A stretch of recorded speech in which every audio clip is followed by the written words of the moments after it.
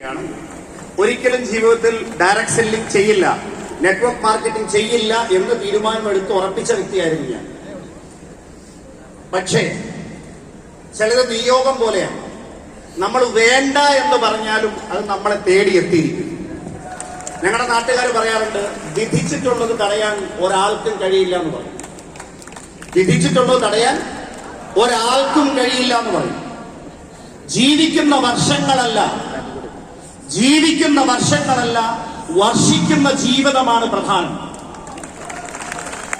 ലോകത്തെ ഏറ്റവും വലിയ ഓർഗനൈസേഷൻ ഡെവലപ്പ് ചെയ്തത് മഹാനായ ജീസസ് ക്രൈസ്റ്റ് ആണ്.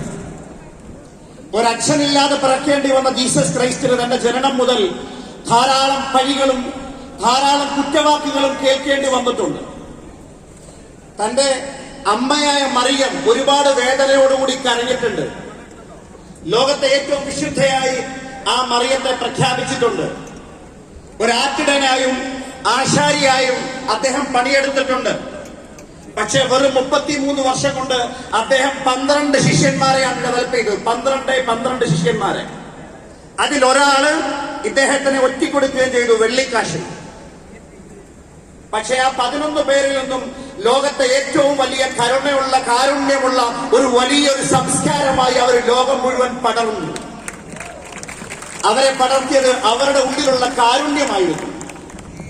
ഞാൻ പറയുന്നത് 33 വർഷത്തിൽ താഴെ മാത്രം ജീവിച്ച ജീസസ് ക്രൈസ്റ്റിന് അലക്സാണ്ടർ ദ ഗ്രേറ്റ് അദ്ദേഹം രാജസ്ഥാനിൽ വന്നപ്പോൾ ബഹുമാന പുരസ്കാരം അദ്ദേഹത്തിന്റെ ആനപ്പുറത്തേക്ക് കയറ്റി.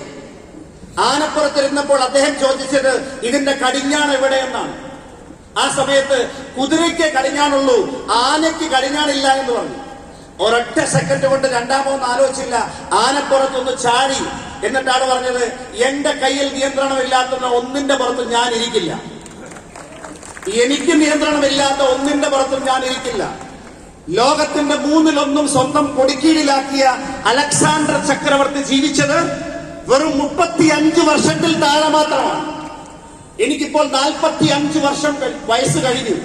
45 വയസ്സ് ഈ വരുന്ന 3 ദിവസം കഴിയുമ്പോൾ ഞാൻ പൂർത്തിയാക്കിയിരിക്കും. ദൈവാനുഗ്രഹത്താൽ ഇൻഷാ അല്ലാഹ്. ദൈവാനുഗ്രഹം ഇല്ലെങ്കിൽ ഒന്നും പറയാൻ പറ്റില്ല, മനുഷ്യന്റെ കാര്യമല്ല. ഞാൻ പറഞ്ഞു വരുന്നത്, ഒരേ മനസ്സോടുകൂടി 5 പേർ ഒരു സ്ഥലത്തിരിക്കുന്നുണ്ടെങ്കിൽ അവിടെ പുതുചരിത്രം പിറക്കും എന്നാണ് പറയുന്നത്. ഇത്രയും ആളുകൾ ഈ പൊരി വൈലത്തും AC കട്ട് ഓഫ് ആയി പോയിട്ടും ഇവിടെ ഇരിക്കുന്നുണ്ടെങ്കിൽ, ഇവിടെ ഇരിക്കുന്ന ആളുകളുടെ ഉള്ളിലുള്ള എനർജി വെച്ചാൽ ലോകത്ത് ഇന്നുവരെ എഴുതപ്പെട്ട ഏത് ചരിത്രവും തിരുത്തി കുറിച്ചിരിക്കും. അതാണ് ഇനി ഇവിടെ സംഭവിക്കാൻ പോകുന്നത്. മൈലൈസ്റ്റിന്റെ വളർച്ച നെക്സസിന് മുമ്പും ശേഷവും ഇതായിരിക്കും. After Christ or before Christ എന്ന് പറയുന്നത് പോലെ. ഞാൻ എന്താണ് സംസാരിക്കാൻ ഉദ്ദേശിക്കുന്നത് വെച്ച് കഴിഞ്ഞാൽ, സർവശക്തനായ ദൈവത്തിന്റെ അതേ ചൈതന്യം എന്റെയും നിങ്ങളുടെയും ഉള്ളിലുള്ളിടത്തോളം കാലം, പുരാണങ്ങളിൽ പറഞ്ഞതുപോലെ അഹം ബ്രഹ്മാസ്മിൻ, എന്റെ ഉള്ളിലാണ് ബ്രഹ്മം വസിക്കുന്നത് എന്ന് ഞാനും നിങ്ങളും വിശ്വസിക്കുന്നുണ്ടെങ്കിൽ, ആ ഈശ്വരന്റെ കഴിവിൽ നിങ്ങൾ വിശ്വസിക്കുന്നുണ്ടെങ്കിൽ, നമ്മൾ എന്ത് മനസ്സിൽ വിചാരിച്ചാലും ആ വിചാരം പോലും